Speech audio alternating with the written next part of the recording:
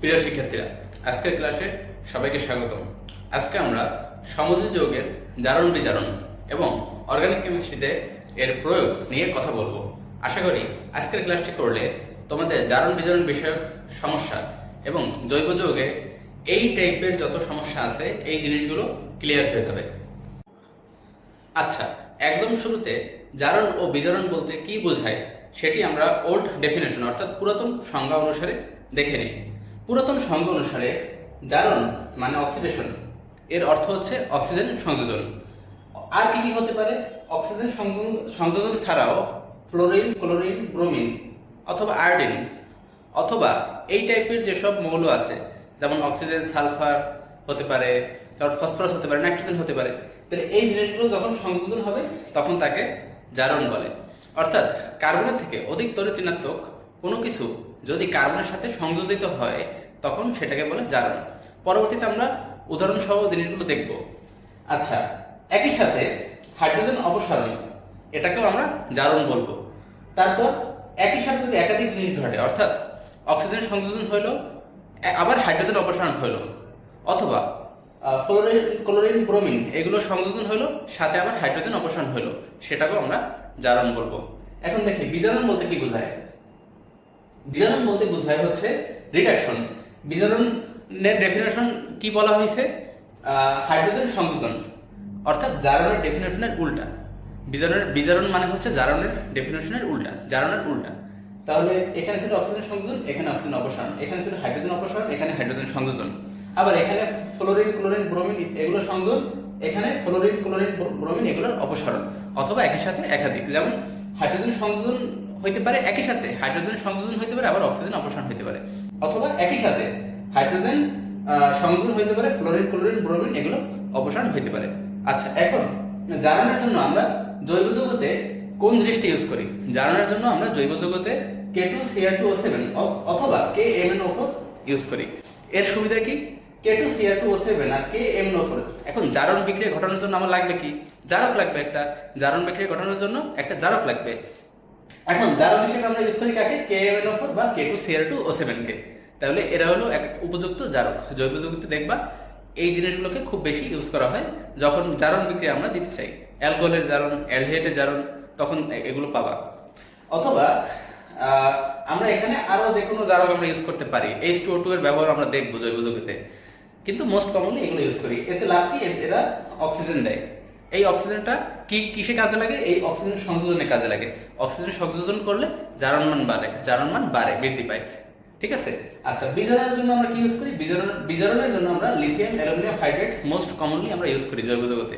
এছাড়াও অ্যানিলিনের বিজারণ, সেক্ষেত্রে আমরা SnHCl এটার ব্যবহার দেখতে পাবো, টিন আর হাইড্রোক্লোরিক অ্যাসিড। আবার আমরা ক্লিনোসার্ট বিজারণ বিক্রিয়ায় জিঙ্ক, অ্যামালগাম এবং গাঢ় HCl এর ব্যবহার দেখতে পাবো। কিন্তু মোস্ট কমনলি আমরা ইউজ করি কোনটা? Lithium aluminium hydrate. ওই যে অ্যালডিহাইডের বিজারণ, কিটোনের বিজারণ, অ্যাসিডের বিজারণ, সেক্ষেত্রে আমরা এই যৌগগুলো দেখতে পাবো। বিজারণের জন্য বিজারক লাগবে। লিথিয়াম অ্যালুমিনিয়াম হাইড্রেট হচ্ছে একটা জৈব যৌগের ক্ষেত্রে ইউজ করা মোস্ট কমন একটি বিজারক। আর জারণের জন্য আমার লাগবে জারক। তাহলে মোস্ট কমন জারক হচ্ছে দুইটা, KMnO4 আর K2Cr2O7। এখন বোর্ডে কতগুলো সমযোজী যৌগ আছে, যৌগগুলোকে খেয়াল করো। প্রথমে আছে কি? CH4 বা মিথেন, তারপর আছে CCl4 বা কার্বন টেট্রাক্লোরাইড, তারপর আছে কি? CH2Cl2, তারপর আছে কি? CH2CH2 অর্থাৎ ইথিন, তারপর আছে কি? Carbon die oxide. এখন এই যৌগগুলোর ক্ষেত্রে জারণ মান কিভাবে বের করে এবং সমযোজী যে কোনো যৌগের ক্ষেত্রে জারণ মান নির্ণয় করার জিনিসটা আমরা এখন দেখব। এখন জারণ মান নির্ণয় করার পূর্বে আমার কতগুলো জিনিস একটু মাথায় রাখতে হবে। প্রথমত আমরা কার জারণ মান বের করব সেই মৌলটাকে আমার আইডেন্টিফাই করতে হবে। তারপর দেখতে হবে ওই মৌলটা যেহেতু সমযোজী যৌগ, তাহলে কি সমযোজী বন্ধনে আবদ্ধ থাকবে। তাহলে আমরা যদি এই কার্বনের জারণ মান বের করতে চাই তাহলে আগে আমরা এটাকে আইডেন্টিফাই করব। তারপর দেখব ওই কার্বনের সাথে কতগুলো বন্ড আছে। তাহলে এই কার্বনের সাথে কতগুলো বন্ড আছে? একটা, দুইটা, তিনটা, চারটা। তারপরে দেখব ওই কার্বনের সাথে সিগমা বন্ড দিয়ে বা পাই বন্ড দিয়ে বা যে কোনো বন্ড দিয়ে কে কে যুক্ত আছে। তাহলে এখানে আমরা কি দেখতেছি? দুইজন ক্লোরিন, দুইজন হাইড্রোজেন, আবার এখানে চারটা হাইড্রোজেন, এখানে চারটা ক্লোরিন, এখানে দুইটা অক্সিজেন। আচ্ছা, এখানে কি এই কার্বনের সাথে যুক্ত আছে একটা কার্বন আর দুইটা হাইড্রোজেন। এখন জারণ মান বের করার জন্য আমাদের কয়েকটা জিনিস একটু মাথায় রাখতে হবে। সমযোজী যৌগের ক্ষেত্রে আমরা অজৈব বা আয়নিক যৌগ বা অন্য যৌগের জারণ মান বের করা শিখেছি। এখন সমযোজী যৌগের ক্ষেত্রে কিভাবে বের করতে হয় আজকে একটু শিখতে হবে, এটা একটু ভিন্ন। এখন প্রতিটি বন্ডের জন্য, প্রতিটি বন্ধনের জন্য আমাদের মাথায় রাখতে হবে অধিক তড়িৎ ঋণাত্মক যে। এখন এই বন্ডের সাথে কার্বন আর ক্লোরিন যুক্ত আছে, তাহলে এই বন্ডে কার্বন আর ক্লোরিন যুক্ত, তাহলে অধিক তড়িৎ ঋণাত্মককে ক্লোরিন, কম তড়িৎ ঋণাত্মককে কার্বন। এই বন্ডে কার্বন আর হাইড্রোজেন যুক্ত, তাহলে অধিক তড়িৎ ঋণাত্মককে কার্বন, কম তড়িৎ ঋণাত্মককে হাইড্রোজেন। তাহলে যার তড়িৎ ঋণাত্মকতা বেশি সে পাবে -1, যার তড়িৎ ঋণাত্মকতা কম সে পাবে +1। আর যদি তড়িৎ ঋণাত্মকতা সমান হয়, যেমন এই কার্বনের সাথে এই কার্বন দ্বিবন্ধনে যুক্ত, তাহলে দুইটা কার্বনের তড়িৎ ঋণাত্মকতা তো আর পার্থক্য শূন্য হবে, তাই না, সমান হবে। সেক্ষেত্রে মানে যার আমরা জারণ মান নির্ণয় করবো সে পাবে 0। তাহলে আমরা একটু এগুলো নির্ণয় করি, তাহলে তোমরা বুঝতে পারবা। এখানে কার্বনের সাথে 4টা হাইড্রোজেন যুক্ত আছে। আমরা যদি কার্বনের জারণ মান বের করতে চাই তাহলে কি হবে, কার্বনের সাথে 4টা হাইড্রোজেন যুক্ত আছে। এখন প্রতিটি বন্ডের জন্য এখানে তড়িৎ ঋণাত্মকতা বেশি কার্বনের, তাহলে হাইড্রোজেন পাবে +1, কার্বন পাবে -1, আরো একটা -1, এই হাইড্রোজেন পাবে +1, আরো একটা -1, এই বন্ডের জন্য হাইড্রোজেন পাবে +1, আরো একটা -1। সো কার্বনের জারণ মান কত আসলো, -4। এইটার ক্ষেত্রে যদি খেয়াল করি, কার্বনের জারণ মান আমরা বের করব কার্বনের সাথে 4টা ক্লোরিন যুক্ত, যে যার তড়িৎ ঋণাত্মকতা আবার কার্বনের থেকে বেশি। সো প্রতিটা ক্লোরিন পাবে কত করে, +-1 করে। আর প্রতিটা বন্ডের জন্য কার্বন পাবে +1 করে। তাহলে এই বন্ডের জন্য ক্লোরিন পাবে -1, এই বন্ডের জন্য পাবে -1, এই বন্ডের জন্য পাবে -1, এই বন্ডের জন্য পাবে -1। এখানে কার্বনের জারণ মান কত, তাহলে প্রতিটা বন্ডের জন্য ক্লোরিন -1 পাইলো, তাহলে কার্বন পাবে কত, টোটাল +4। এখন দেখি এই যৌগটার ক্ষেত্রে কার্বন, এই যৌগটার ক্ষেত্রে এই বন্ডের জন্য কার্বন পাবে কত, -1, হাইড্রোজেন +1, এই বন্ডের জন্য কার্বন পাবে কত, আবার +1, আর ক্লোরিন পাবে -1, এই বন্ডের জন্য কার্বন পাবে কত, -1, হাইড্রোজেন পাবে হলো +1, এই বন্ডের জন্য কার্বন পাবে কত, ক্লোরিন পাবে -1, কার্বন পাবে +1। তো আলটিমেট কত আসলো, -1 +1 -1 +1 -1, 0। তাহলে এইখানে কার্বনের জারণ মান কত, 0। আচ্ছা, এখন দেখি এখানে কার্বনের সাথে অক্সিজেনের বন্ড কয়টা, 2টা। আবার কার্বনের থেকে অক্সিজেনের তড়িৎ ঋণাত্মকতা বেশি, তাহলে প্রতিটি বন্ডের জন্য অক্সিজেন পাবে কত, -1, দুইটি বন্ডের জন্য অক্সিজেন পাবে কত, -2। তাহলে এদিকে -2, এদিকে -2, কার্বন কত, +2। সো কার্বনের জারণ মান এখানে কত, +4। একটা জিনিস মাথায় রাখবা, জৈব যৌগে না, মানে যে কোনো ক্ষেত্রে কার্বনের জারণ মান সর্বোচ্চ, সেটা হচ্ছে +4। কোন যৌগে, এই যে CO2 বা CCl4 এই টাইপের যৌগে। এখন দেখি এই কার্বনের জারণ মান যদি আমরা বের করতে চাই, হাইড্রোজেনের জন্য কার্বন পাবে কত, হাইড্রোজেন এই বন্ডের কারণে হাইড্রোজেন পাবে হচ্ছে +1, কার্বন -1, আচ্ছা, আমরা তড়িৎ ঋণাত্মকতা তোমরা জানো মৌলগুলোর, আমরা সেটা ধরেই তারপরে আগাচ্ছি। এখানে হাইড্রোজেনের বা কার্বনের তড়িৎ ঋণাত্মকতা বা ক্লোরিন বা অক্সিজেনের তড়িৎ ঋণাত্মকতা তোমরা জানো, সেটা আমরা ধরেই আগাচ্ছি। তাহলে এই দুইটা হাইড্রোজেনের জন্য কার্বন পাইলে কত, -1 -1 মানে -2। এখন এই কার্বনের সাথে দুইটা বন্ড যুক্ত।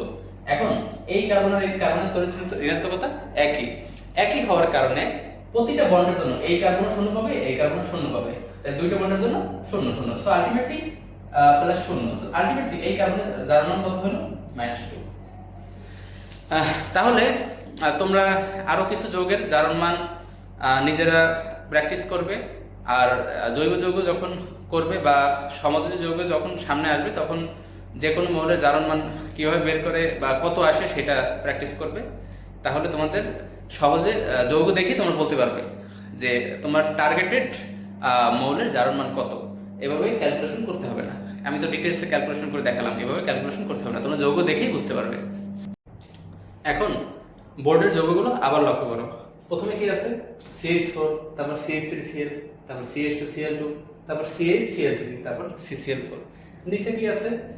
Methanol, methanol, methanoic acid. তাহলে আমরা এই যৌগগুলোতে কার্বনের জারণ মান বের করি। প্রথমে প্রায় কার্বনের সাথে 4টা হাইড্রোজেন যুক্ত আছে, তাহলে প্রথমেরটায় কার্বনের জারণ মান কত হবে? -4। তারপরে দেখো একটি হাইড্রোজেন অপসারণ হয়েছে, একটি ক্লোরিন যুক্ত হয়েছে, তাহলে এক্ষেত্রে কার্বনের জারণ মান হবে কত? এক্ষেত্রে কার্বনের জারণ মান হবে হচ্ছে 3টা হাইড্রোজেনের জন্য কার্বন পাবে হচ্ছে -3, একটা ক্লোরিনের জন্য কার্বন পাবে হচ্ছে +1, তাহলে কার্বনের আলটিমেট জারণ মান হবে -2। এই যৌগটার জন্য যেহেতু হাইড্রোজেন ক্লোরিন সমান সমান আছে, সো হাইড্রোজেনের জন্য কার্বন পাবে হচ্ছে -2, ক্লোরিনের জন্য কার্বন পাবে +2, এখানে কার্বনের জারণ মান 0। এখানে দেখো CH3, তাহলে এই যৌগটায় হাইড্রোজেনের জন্য কার্বন পাবে হচ্ছে -1, ক্লোরিনের জন্য পাবে +3, কার্বনের জারণ মান +2। এই যৌগটা দেখো CCl4, 4টা ক্লোরিনের জন্য কার্বন পাবে হচ্ছে +4, কার্বনের জারণ মান +4। এখন নিচের যৌগগুলো একটু দেখো, নিচে কি আছে? Methanol, methanol, methanoic acid. তাহলে প্রথমে মিথানল একটু দেখো, 1টা 2টা 3টা হাইড্রোজেনের জন্য কার্বন পাবে হচ্ছে -3, 3টা হাইড্রোজেনের জন্য কার্বন পাবে -3, কারণ হাইড্রোজেনের জারণ মান কত? হাইড্রোজেনের তড়িৎ ঋণাত্মকতা কার্বনের থেকে কম, তাহলে প্রতিটা বন্ডের জন্য হাইড্রোজেন +1 করে পাবে, আর কার্বন পাবে হচ্ছে -1 করে, তাই 3টা হাইড্রোজেনের জন্য -3। এখন অক্সিজেনের জন্য কার্বন পাবে কত? অক্সিজেনের জন্য কার্বন পাবে হচ্ছে, অক্সিজেনের তড়িৎ ঋণাত্মকতা কি বেশি, তাহলে কার্বন পাবে +1, তো সো এই কার্বনের জারণ মান কত? -2। এখন দেখো এই কার্বনের সাথে 2টা হাইড্রোজেন যুক্ত আছে, এখন 2টা হাইড্রোজেনের জন্য কার্বন পাবে হচ্ছে -2। এখন একটা অক্সিজেন আবার দ্বিবন্ধনে যুক্ত আছে, তাহলে অক্সিজেনের তড়িৎ ঋণাত্মকতা বেশি, আবার অক্সিজেনের সাথে কার্বনের বন্ধন 2টা, তাহলে প্রতিটা বন্ডের জন্য কার্বন পাবে হচ্ছে +1, অক্সিজেন পাবে -1, তাহলে অক্সিজেনের মোট কত হবে? অক্সিজেনের হবে হচ্ছে -2 আর কার্বন পাবে +2, তাহলে কার্বনের হাইড্রোজেন আর অক্সিজেন সব মিলে কার্বন যা পাইলো, এক্ষেত্রে কার্বনের জারণ মান কত হবে? -2 +2 0। আচ্ছা, এখানে কি হয়েছে? Methanoic acid. এক্ষেত্রে দেখো কার্বনের জারণ মান, কার্বন একটা হাইড্রোজেনের সাথে যুক্ত আছে, একটা অক্সিজেনের সাথে সিঙ্গেল বন্ডে যুক্ত, একটা অক্সিজেনের সাথে ডাবল বন্ডে যুক্ত, তাহলে ডাবল বন্ডের অক্সিজেনের জন্য কার্বন পাবে +2, সিঙ্গেল বন্ডের অক্সিজেনের জন্য কার্বন পাবে +1, হাইড্রোজেনের জন্য কার্বন পাবে -1, সো কার্বনের জারণ মান কত? আলটিমেটলি কার্বনের জারণ হবে +2। তাহলে একটা বিষয় একটু খেয়াল করো, অ্যালকোহল থেকে যখন আমরা অ্যালডিহাইড তৈরি করি, আবার অ্যালডিহাইড থেকে যখন অ্যাসিড তৈরি করি, আমাদের জারণ মান বাড়ে। জারণ মান কিন্তু প্রথমে কত? -2, তারপরে হচ্ছে 0, তারপরে হচ্ছে +2। এই যে মিথানোইক অ্যাসিড, এক্ষেত্রে আমরা দেখতেছি -2, তারপর 0, তারপর +2, তাহলে অ্যালকোহল থেকে অ্যালডিহাইড থেকে অ্যাসিড তৈরি করলে জারণ মান বাড়তেছে। কেন বাড়তেছে একটু দেখি আমরা। প্রথমে অক্সিজেন সংযোজন কার্বনের সাথে একটা সিঙ্গেল অক্সিজেন সংযোজিত আছে, প্রথমে যখন অ্যালকোহল ছিল তখন একটা সিঙ্গেল অক্সিজেন সংযোজিত আছে, তারপর অক্সিজেনের সাথে ডাবল বন্ডে যুক্ত, প্রথমে একটা সিঙ্গেল বন্ড ছিল, এক্ষেত্রে ডাবল বন্ড, কার্বনের সাথে অক্সিজেনের ডাবল বন্ডে যুক্ত, তার মানে অক্সিজেন সংযোজন বৃদ্ধি পাইছে। এখানে কি হয়েছে? অক্সিজেনের সাথে ডাবল বন্ড তো আছে, আরো একটা সিঙ্গেল বন্ডে অক্সিজেনের সাথে কার্বন যুক্ত হয়েছে, তার মানে অক্সিজেন সংযোজন আরো বৃদ্ধি পাইছে। তাহলে অক্সিজেন সংযোজন মানে জারণ, আমরা ডেফিনেশনে পড়েছি। আবার আমরা এটাও দেখছি যে জারণ মান বাড়তেছে, তার মানে জারণ মান যদি বাড়ে তাহলে অ্যালকোহল জারিত হয়ে অ্যাসিড, অ্যালকোহল জারিত হয়ে অ্যালডিহাইড জারিত হয়ে অ্যাসিড তৈরি হইতেছে, তার মানে জারণ মানও বাড়তেছে, আবার জারিত হইতেছে, একই সাথে কি হইতেছে? অক্সিজেন সংযোজন বাড়তেছে। তাহলে অক্সিজেন সংযোজন এবং হাইড্রোজেন, আবার দেখো এক্ষেত্রে হাইড্রোজেন সংযোজন কিন্তু কমতেছে, এখানে 3টা সংযোজন ছিল, এখানে 2টা সংযোজন, এক্ষেত্রে একটা সংযোজন, তার মানে অক্সিজেন সংযোজন একদিক দিয়ে বাড়ছে, হাইড্রোজেন সংযোজন একদিক দিয়ে কমছে, জারণ মানও আলটিমেটলি বাড়ছে। তাহলে এই বিষয়গুলো একটু আমাদের খেয়াল রাখতে হবে। আচ্ছা, এখন আমরা অ্যালকোহল থেকে অ্যালডিহাইড থেকে অ্যাসিডের রূপান্তর একটু লক্ষ্য করি। এখানে জারণ মানের কিরকম পরিবর্তন হচ্ছে এবং অ্যালকোহল, অ্যালডিহাইড, অ্যাসিডের আমরা পারস্পরিক যে রূপান্তর মানে কিভাবে একটা থেকে আরেকটাতে কনভার্ট করতে পারবো সেই বিষয়গুলো একটু দেখি। দেখো এখানে অ্যালকোহলের যে যে কার্বনটা, ঠিক আছে, মানে যে কার্বনটা মূলত পরিবর্তন হচ্ছে, ঠিক আছে, যে কার্বনটা মূলত পরিবর্তন হচ্ছে মানে হাইড্রোজেন অপসারণ অক্সিজেন সংযোজন হচ্ছে। দেখো এখানে অক্সিজেনের সাথে সংযোজন একটা সিঙ্গেল বন্ড দিয়ে, যখন অ্যালডিহাইড হচ্ছে তখন অক্সিজেনের সাথে সংযোজন ডাবল বন্ড দিয়ে। আবার একই সাথে দেখো হাইড্রোজেন সংযোজনও কমে যাচ্ছে, এখানে হাইড্রোজেন সংযোজন দুইটা হাইড্রোজেনের সাথে, এখানে মাত্র একটা হাইড্রোজেনের সাথে। আবার অ্যাসিডের ক্ষেত্রে দেখো এখানে অক্সিজেন সংযোজন আরো একটা বৃদ্ধি পাইছে আর হাইড্রোজেন সংযোজন একদম শেষ হয়ে গেছে। এখানে কার্বনের জারণ মান কত -1, এখানে কত +1, এখানে কার্বনের জারণ মান কত +3। অর্থাৎ অ্যালকোহল থেকে যখন অ্যালডিহাইড হচ্ছে, অ্যালডিহাইড থেকে যখন অ্যাসিড হচ্ছে, কার্বনের জারণ মান 2 করে বাড়তেছে। প্রথমে -1, তারপর +1, তারপর +3। আচ্ছা, তার মানে আমরা অ্যালকোহল থেকে যদি অ্যালডিহাইড বানাতে চাই, অ্যালকোহল থেকে যদি অ্যালডিহাইড বানাতে চাই তাহলে কি করতে হবে? অ্যালকোহলের জারণ দিলেই, অ্যালকোহলের একটা জারণ বিক্রিয়া করলেই আমরা অ্যালকোহল থেকে অ্যালডিহাইড পাবো, মানে অ্যালকোহলকে জারিত করলে আমরা অ্যালডিহাইড পাবো। আবার একই সাথে অ্যালডিহাইডকে জারিত করলে আমরা অ্যাসিড পাবো। তাহলে অ্যালকোহলকে জারিত করার জন্য আমরা কি করতে পারি? অ্যালকোহলকে জারিত করার জন্য আমরা একটা জারক যোগ করতে পারি, যাতে অ্যালকোহল ওই জারকের সাথে জারণ বিজারণ বিক্রিয়া দেয়, ফলে অ্যালকোহল জারিত হয়ে অ্যালডিহাইডে কনভার্ট হয়। তাহলে অ্যালকোহল থেকে অ্যালডিহাইড পেতে হলে আমরা কি করতে পারবো? জারক যোগ করব। তার মানে আমাদের জারণ ঘটাতে হবে, মানে অক্সিজেন সংযোজন ঘটাতে হবে। তাহলে অক্সিজেনটা দিবে কি আমাকে? K2Cr2O7 or KMnO4, সাথে আমাদের কি করতে হবে? H2SO4 নিতে হবে, অর্থাৎ অম্লীয় মাধ্যমে বিক্রিয়াটি দিতে হবে। আমরা পরিমাণগত রসায়ন যখন দেখব তখন এই অম্লীয় মাধ্যম ক্ষারীয় মাধ্যম বিষয়গুলো ক্লিয়ার হবে। তাহলে এই K2Cr2O7 আমাকে অক্সিজেনের সাপ্লাই দেবে, যে অক্সিজেনের মাধ্যমে অ্যালকোহল থেকে অ্যালডিহাইড যখন হবে তখন অক্সিজেন সংযোজন বৃদ্ধি পাবে। এখন অ্যালডিহাইড থেকে অ্যাসিড ওই একই প্রসেসে আমরা তৈরি করতে পারি।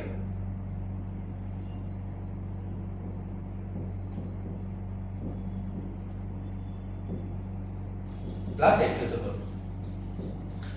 অর্থাৎ অ্যালকোহলের জারণ বিক্রিয়ার মাধ্যমে অ্যালডিহাইডের জারণ বিক্রিয়ার মাধ্যমে আমরা অ্যাসিড তৈরি করতে পারি। তাহলে জারণ বিক্রিয়া দেওয়ার জন্য জারক লাগবে। জারক হিসেবে আমরা অর্গানিক কেমিস্ট্রিতে সবথেকে বেশি ইউজ করি K2Cr2O7 অথবা KMnO4। এখন যদি আমরা উল্টে কাজ করি, অ্যাসিড থেকে অ্যালডিহাইডে যেতে চাই, তাহলে আমরা কি করব? বিজারণ করব। কারণ দেখো অ্যাসিডের ক্ষেত্রে কার্বনের জারণ মান কত? +3। ওই যখন অ্যালডিহাইডে কনভার্ট হয় তখন কার্বনের জারণ মান কত হয়? +1। তার মানে কার্বন এখানে কি হয়েছে? বিজারিত হয়েছে। তার মানে অ্যাসিডকে আমরা বিজারিত করলে আমরা অ্যালডিহাইড পাবো, আবার অ্যালডিহাইডকে বিজারিত করলে আমরা অ্যালকোহল পাবো। দেখো অক্সিজেন সংযোজন কমে গেছে কিনা? যখন দেখো এখানে অক্সিজেন সংযোজন 3টা বন্ডের মাধ্যমে, এখানে 2টা বন্ডের মাধ্যমে, তার মানে অক্সিজেন সংযোজন কমে গেছে, আবার একটা হাইড্রোজেন সংযোজন হয়েছে, তার মানে বিজারণ হয়েছে। তার মানে আমরা এখানে কি ইউজ করতে পারি? এখানে আমাদের হাইড্রোজেন লাগবে। এই হাইড্রোজেনটা দিবে কে? Lithium aluminium hydride. আবার যখন অ্যালডিহাইড থেকে অ্যালকোহলে যাব তখন আমাদের হাইড্রোজেন লাগবে। এই হাইড্রোজেনটা দিবে কে? Lithium aluminium hydride. তার মানে আমরা অ্যালকোহল, অ্যাসিড, অ্যালডিহাইডের পারস্পরিক রূপান্তর দেখলাম। তাহলে অ্যালকোহল থেকে অ্যালডিহাইড পাইতে হলে আমাদের কি করতে হবে? অ্যালকোহলকে জারিত করতে হবে। অ্যালডিহাইড থেকে অ্যাসিড পাইতে হলে কি করতে হবে? অ্যালডিহাইডকে জারিত করতে হবে। আবার অ্যাসিড থেকে অ্যালডিহাইড পাইতে হলে কি করতে হবে? অ্যাসিডকে বিজারিত করতে হবে। অ্যালডিহাইড থেকে অ্যালকোহল পাইতে হলে কি করতে হবে? অ্যালডিহাইডকে বিজারিত করতে হবে। তার মানে জারক হিসেবে আমরা কি ইউজ করব? K2Cr2O7 অথবা KMnO4। বিজারক হিসেবে কি ইউজ করব? Lithium aluminium hydride. এভাবে আমরা অ্যালকোহল, অ্যালডিহাইড আর অ্যাসিডের ভিতর ইন্টার কনভার্সন করতে পারি। আচ্ছা, এখন আমরা জৈব যৌগে জারণ বিজারণ কনসেপ্টের একটি বাস্তব প্রয়োগ দেখি। আমরা প্রথমে ওজনীকরণ বিক্রিয়াটি দিয়ে শুরু করি। দেখো ওজনীকরণ বিক্রিয়া কি হয়? অ্যালকিনের ওজন সংযোজন। ওজনীকরণ বিক্রিয়া মূলত অ্যালকিনের ওজন সংযোজন। তাহলে কি হয়? প্রথম ধাপে একটি মধ্যবর্তী ওজোনাইড যৌগ তৈরি হয়, একটি ঘরবাড়ির মতো একটা যৌগ তৈরি করে। তারপর কি হয়?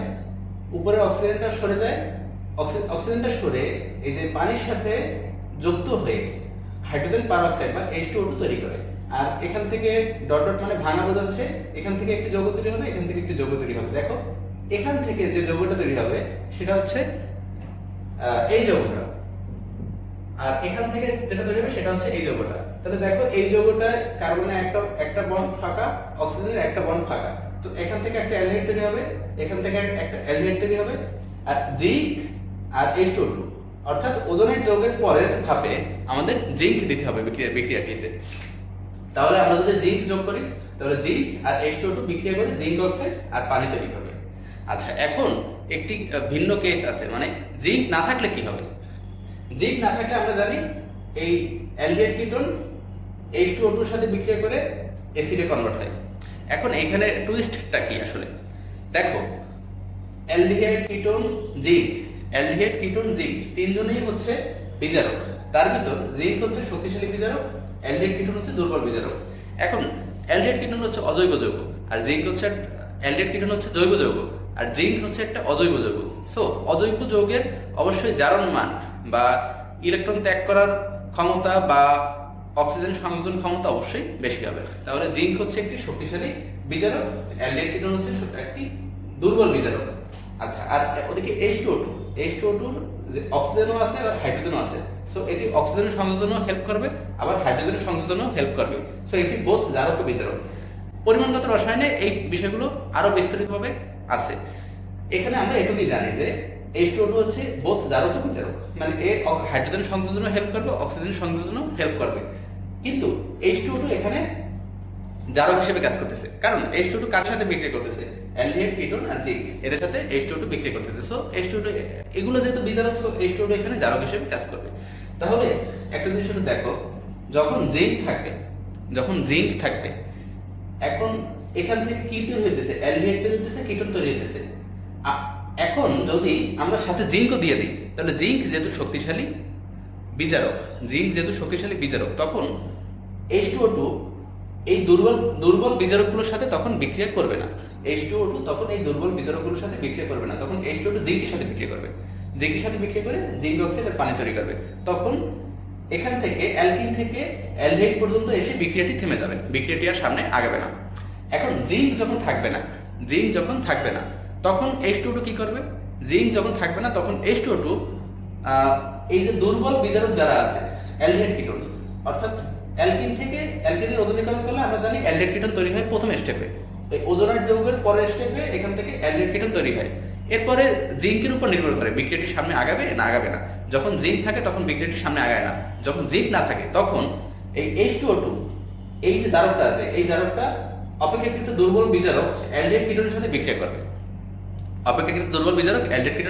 করবে, তাহলে অ্যালডিহাইড কিটোন এখানে কি বিজারক আর H2O2 কি এখানে জারক। তাহলে অ্যালডিহাইড কিটোনের অক্সিজেন সংযোজন হবে, তাহলে অ্যালডিহাইড কিটোনের অক্সিজেন সংযোজন হলে জারণ মান বাড়বে, অর্থাৎ অ্যালডিহাইড কিটোন থেকে অ্যাসিড তৈরি হবে। তাহলে দেখো, যখন জিঙ্ক থাকে না, উইদাউট জিঙ্ক তোমার এই যে অ্যালডিহাইড গুলো আছে, যখন কিটোন থাকতো কিটোন একই কাজ করতো, অ্যালডিহাইড গুলো কি করবে, H2O2 এর সাথে বিক্রিয়া করে অ্যাসিড তৈরি করবে, এটাও বিক্রিয়া করে অ্যাসিড তৈরি করবে। তাহলে আমাদের এই পয়েন্টটা মাথায় রাখতে হবে, জিঙ্ক থাকলে অ্যালডিহাইড কিটোন তৈরি হবে, জিঙ্ক থাকলে ওজনীকরণ বিক্রিয়ায় অ্যালকিন থেকে অ্যালডিহাইড কিটোন তৈরি হবে, আর জিঙ্ক না থাকলে ওজনীকরণ বিক্রিয়ায় অ্যালকিন থেকে অ্যাসিড তৈরি হবে। এটার কারণ কি? কারণ হচ্ছে জিঙ্ক, অ্যালডিহাইড কিটোন তিনজনই হচ্ছে বিজারক,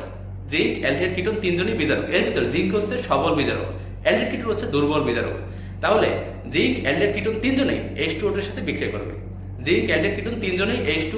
বিক্রিয়া করবে, যখন জিঙ্ক থাকবে অর্থাৎ আমরা দ্বিতীয় স্টেপে যখন জিঙ্ক দিয়ে দেবো তখন H2O2 এগুলোর সাথে বিক্রিয়া করবে না, কারণ জিঙ্ক হচ্ছে এদের থেকে সবল বিজারক আর এরা হচ্ছে জিঙ্কের থেকে দুর্বল।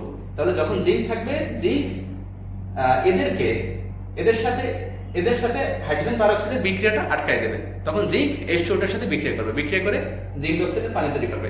এখন জিঙ্কের অ্যাবসেন্সে, জিঙ্ক যখন থাকবে না তখন H2O2 কি করবে, এই সুযোগে অ্যালডিহাইড কিটোনকে জারিত করে অ্যাসিডে কনভার্ট করবে, অর্থাৎ অ্যালডিহাইড কিটোন এর অক্সিজেন সংযোজন হবে, ফলে অ্যাসিড তৈরি হবে, যার মান বাড়বে। তাহলে বিষয়গুলো ক্লিয়ার হলো। আচ্ছা, এখন আমরা বেনজিনের ওজনীকরণ দেখব। তাহলে বেনজিনের সংকেত কি, C6H6, এই হচ্ছে বেনজিনের সংকেত। তাহলে ওজন, কার্বন টেট্রাক্লোরাইড আর পানি দিতে হবে। তাহলে ওজনীকরণটা আমরা কিভাবে করব একটু ভালোভাবে লক্ষ্য করো। প্রথমে এরকম ভাবে 6টা কার্বন দিবা,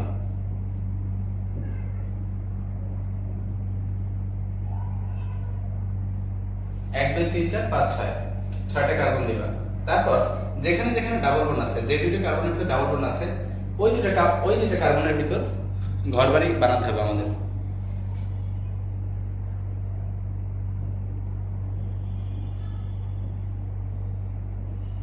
তারপরে এই দুটোর ভিতরে ডাবল বন্ড আছে, আর হলো এই দুটোর ভিতরে ডাবল বন্ড আছে।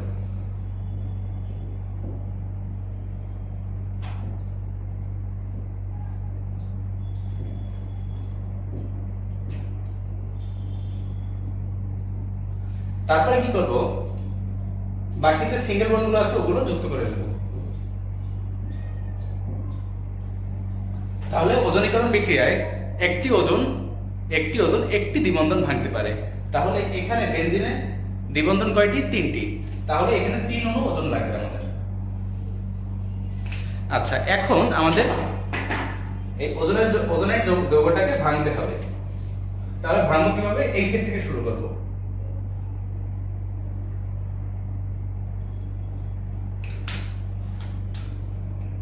তারপর এই সেট থেকে,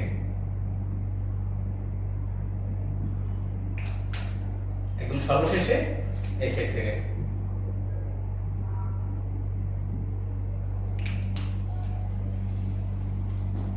আর এইখানে যে অক্সিজেন গুলো আছে এই অক্সিজেন গুলো ভাঙবো।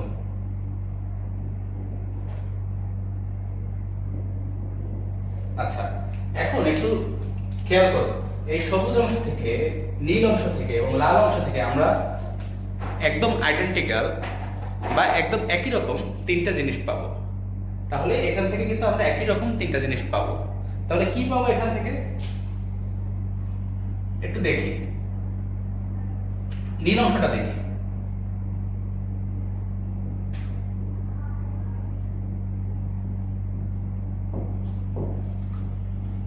আচ্ছা, এখানে হাইড্রোজেন দিতে হবে, যেহেতু প্রতিটা কার্বনের সাথে হাইড্রোজেন আছে, হাইড্রোজেন দিতে হবে।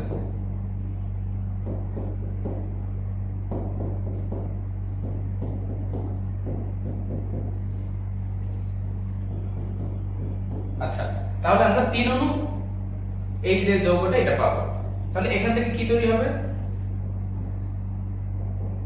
H, দেখো কার্বনে একটা থাকে, অক্সিজেন একটা থাকে, এই দুটা থেকে একটি বন্ড রিজেনারেট করবে। তার মানে 3 অণু আমি একটা যৌগ পাবো। এই যৌগটাকে বলে গ্লাইঅক্সোল।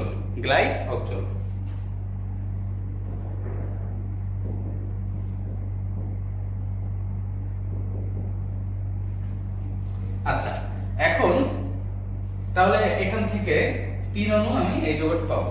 3 অণু যৌগ পেতে হলে আমাকে গ্লাইঅক্সোলে যদি আমি থামতে চাই তাহলে আমাকে জিঙ্ক দিতে হবে। আচ্ছা, এখন এই যে বেনজিনের ওজনীকরণটা আমি অ্যালকিনের মতো করে দেখালাম, কিন্তু যদি সহজভাবে করতে চাই তাহলে কি করতে হবে? একটু ভালোভাবে খেয়াল করো। সহজভাবে করতে চাইলে ঘরবাড়ি বানানো যাবে না। ঘরবাড়ির মতো ঘরের যে টিনের চালের মতো দেয়া যাবে না। সেক্ষেত্রে ওই একইভাবে প্রথমে 6টা কার্বন দেব। তারপর যে কার্বনগুলোর ভিতর দ্বিবন্ধন, ওইখানে এভাবে ওজন সংযোজন করে দেব।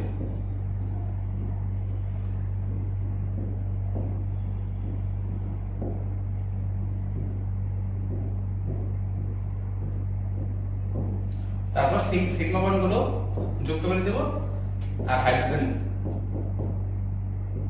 যুক্ত করে দেব। এখন কি স্ট্রাকচারটা দেখতে একটু সহজ লাগতেছে। তারপর কি করব? ওই আগের মতো ভাঙবো।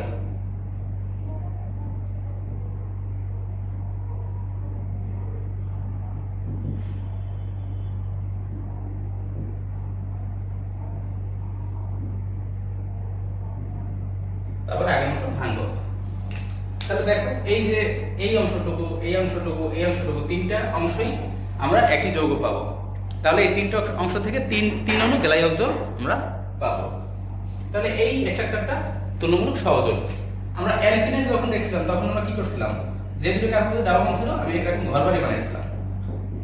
কিন্তু বেনজিনের ক্ষেত্রে যদি আমরা এরকম করি তাহলে স্ট্রাকচারটা একটু কঠিন হয়ে যায়। সেক্ষেত্রে আমরা অক্সিজেনগুলোকে কার্বনগুলোর মাঝখানে অক্সিজেনগুলোকে এভাবে না দিয়ে বেনজিনের ক্ষেত্রে আমরা এভাবে দেব বেনজিনের ক্ষেত্রে।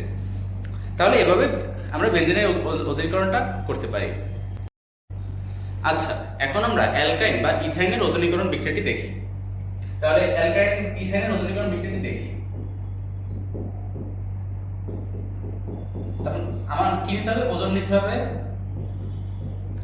CCl4H2O নিতে হবে। আচ্ছা, এখন যদি আমরা মানে যে দুইটা কার্বনের মধ্যে ট্রিপল বন্ড, ওই দুটো কার্বনটা আমি একটু দেখি। এখানে লক্ষ্য করো, একটি ওজন একটি দ্বিবন্ধন ভাঙতে পারে, মানে এখানে কার্বন কার্বন বন্ড কয়টা? তিনটা। একটি ওজন দুইটা বন্ড ভাঙতে পারবে জাস্ট। তাহলে উপরের বন্ডটা ভাঙবে, নিচের বন্ডটা ভাঙবে, মাঝখানে সিগমা বন্ডটা কিন্তু রয়ে যাবে। এখন এখান থেকে যদি সামনে আগাই তাহলে কি করতে হবে? এই অক্সিজেনটা এখান থেকে অপসারণ হবে, এখান থেকে এটা অপসারণ হবে। সো এখান থেকে আমরা পাবো কি? এখান থেকে আমরা কার্বন একটা ফাঁকা হাইড্রোজেন, এখানে একটা হাইড্রোজেন, অক্সিজেন হাত ফাঁকা, অক্সিজেন হাত ফাঁকা। তাহলে এই কার্বনের বন্ড আর এই অক্সিজেনের বন্ড একটি দ্বিবন্ধন তৈরি করবে, আর এই বন্ড আর এই বন্ড থেকে আরেকটা বন্ধন তৈরি হবে। তার মানে H C double bond C double bond H। তার মানে ইথাইনের ওজনীকরণে আমরা এক অণু গ্যালাই অক্সিজেন পাইতেছি, আর বেনজিনের ওজনীকরণে আমরা 3 অণু গ্যালাই অক্সিজেন পাইতেছি। এই কারণে ইথাইনকে বেনজিনের মনোমার বলা হয়। এটা কিন্তু একটা গুরুত্বপূর্ণ প্রশ্ন যে ইথাইনকে বেনজিনের মনোমার বা বেনজিনকে ইথাইনের পলিমার কেন বলা হয়? একটি বিক্রিয়া আছে, এই বিক্রিয়ার সাহায্যে এই বিক্রিয়াটি দেখাতে হয় এবং আয়রন 450 ডিগ্রি সেলসিয়াস এখান থেকে চলে যাবে C6H6। এই বিক্রিয়াটি দেখাতে হয় এবং ওজনীকরণের মাধ্যমে দেখাতে হয় যে বেনজিন থেকে 3 অণু গ্যালাই অক্সিজেন পাই, ইথাইন থেকে 1 অণু গ্যালাই অক্সিজেন পাই। তার মানে ইথাইন হচ্ছে বেনজিনের মনোমার আর বেনজিন হচ্ছে ইথাইনের পলিমার। এটি একটি গুরুত্বপূর্ণ বিক্রিয়া অন্য এক দিক থেকে। কোন দিক থেকে? সেটা হচ্ছে অ্যালিফ্যাটিক থেকে অ্যারোমেটিকে যাওয়ার একটা প্রক্রিয়া। অ্যালিফ্যাটিক থেকে অ্যারোমেটিক যৌগে যাওয়ার একটা প্রক্রিয়া, মানে একটা বিক্রিয়া যেখান থেকে অ্যালিফ্যাটিক যৌগ থেকে অ্যারোমেটিক যৌগ বানানো যায়। আচ্ছা, জৈব যৌগে জারণ বিজারণ ঘটে এমন আরো দুইটি বিক্রিয়া আমরা দেখে নিই। প্রথম বিক্রিয়াটি হচ্ছে অ্যালকিন প্রস্তুতি ক্লিমেনসন বিজারণ বিক্রিয়ার মাধ্যমে। দ্বিতীয় বিক্রিয়াটি হচ্ছে অ্যানিলিন প্রস্তুতি, সেটা নাইট্রোবেনজিন থেকে। আচ্ছা, এখানে দেখো অ্যালডিহাইড কিটোন থেকে ক্লিমেনসন বিজারক এটি ব্যবহার করে, এই যে এটা হচ্ছে ক্লিমেনসন বিজারক, এটি হচ্ছে ক্লিমেনসন বিজারক, জিঙ্ক অ্যামালগাম আর HCl এর মিশ্রণ। তাহলে HCl এর এখানে গাঢ় হতে হবে, কনসেন্ট্রেটেড HCl। তাহলে কনসেন্ট্রেটেড HCl আর জিঙ্ক অ্যামালগামের মিশ্রণ, এখান থেকে জিঙ্ক ক্লোরাইড পাবো, হাইড্রোজেন পাবো আর মার্কারি পাবো। আচ্ছা, এখন এই যে হাইড্রোজেনটা আমরা পাবো এটাই আমার বিজারণে হেল্প করবে। তাহলে বিজারণটা কিভাবে হচ্ছে? দেখো, এখানে কার্বনের সাথে অক্সিজেন সংযোজন অবস্থায় আছে অ্যালডিহাইড কিটোনে। তাহলে আমরা এটা যদি বিজারক বিক্রিয়া দিই, বিজারক বিক্রিয়ার জন্য আমরা একটা বিজারক ব্যবহার করব। এখানে ব্যবহার করবো কোনটা? ক্লিমেনসন বিজারক, যেটি জিঙ্ক অ্যামালগাম গাঢ় HCl, এখান থেকে হাইড্রোজেন পাবো। আচ্ছা, তাহলে এখান থেকে আমরা হাইড্রোজেন পাচ্ছি। তাহলে এই হাইড্রোজেনটা এসে অক্সিজেনকে সরাই দিবে আর এখানে হাইড্রোজেন সংযুক্ত হবে। তাহলে বিজারণ বিক্রিয়ার মাধ্যমে আমরা এখানে অ্যালডিহাইড কিটোন থেকে অ্যালকেন পাচ্ছি। আচ্ছা, এরকম আরেকটা বিক্রিয়া আমরা দেখি, সেটা হচ্ছে নাইট্রোবেনজিন থেকে অ্যানিলিন। তাহলে নাইট্রোবেনজিন থেকে আমরা অক্সিজেন সরিয়ে যদি হাইড্রোজেনকে আনতে পারি তাহলে কিন্তু আমি অ্যানিলিন পেয়ে যাই। তাহলে দেখো এখানে নাইট্রোবেনজিনে অক্সিজেন, তার মানে কি নাইট্রোবেনজিনের বিজারণ বিক্রিয়া আমাকে করতে হবে। তাহলে এখানে বিজারণের জন্য আমরা কার হেল্প নেবো? টিন আর HCl, SN HCl এর আমরা হেল্প নেবো। তাহলে এখান থেকে আমরা হাইড্রোজেন পাবো, মানে বিজারণ করার জন্য যে হাইড্রোজেন সেটা পাবো। তার মানে এখানে আমরা বিজারণ হিসেবে ব্যবহার করতেছি কাকে? SN HCl কে ইউজ করতেছি। তাহলে এখান থেকে হাইড্রোজেন পাবো, এই হাইড্রোজেনটা এই অক্সিজেনকে সরাই দিয়ে এখানে বসে যাবে। তার মানে আমরা নাইট্রোবেনজিন থেকে এখানে অ্যানিলিন পেলাম। এখন শেষ পর্যায়ে আমরা কয়েকটি ইন্টারেস্টিং জিনিস দেখি। তোমাদের প্রশ্ন আসতে পারে অ্যাসিডের জারণ করলে কি হবে? দেখো, অ্যাসিডে আমরা দেখছি কার্বনের জারণ মান মিথানোয়িক অ্যাসিডে কত? +2 পাইছিলাম, এছাড়া অন্য সকল অ্যাসিডে +3 পাইছিলাম। তাহলে জারণ করলে অবশ্যই অ্যাসিডের জারণ মান বাড়বে। তাহলে জারণ করলে কি তৈরি হবে? অ্যাসিডের জারণ করলে তোমার কার্বন ডাই অক্সাইড তৈরি হবে।